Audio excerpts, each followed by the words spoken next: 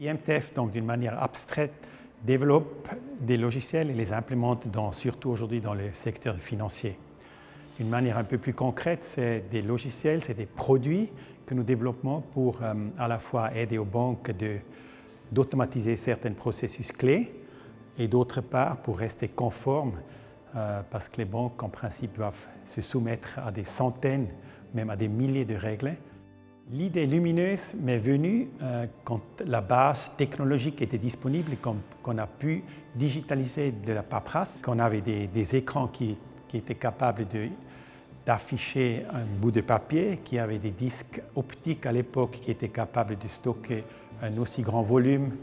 Cette base technologique nous a amené à développer un archive électronique et ça nous a amené à un succès parce qu'on pouvait automatiser des processus entamés par un bout de papier qui entrait dans une banque ou dans un grand commerce.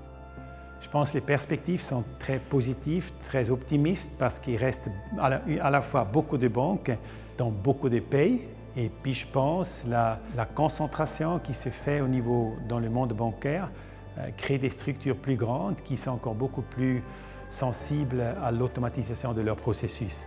Et c'est pour ça que je pense que la croissance prochaines années, si nous pouvons maintenir notre qualité, notre puissance d'innovation, est encore énorme. Alors ce qui nous a convaincus au sein du jury du Swiss Venture Club, ce sont deux arguments principaux. Premièrement, la pérennité de l'entreprise et ensuite son ancrage local. Il y a une trentaine d'années, M. Marc Busser, le fondateur et actuel dirigeant, a été totalement visionnaire en anticipant les besoins de l'industrie bancaire en termes de digitalisation et de régulation. Et depuis, l'entreprise suit une très belle croissance qui se voit tant dans le nombre de projets que dans le nombre de collaborateurs ou le nombre de clients qui ne cesse de croître. Ensuite, au niveau de l'ancrage local, l'entreprise, par le biais de ses clients, est active dans plus de 50 pays avec des bureaux aux quatre coins du monde.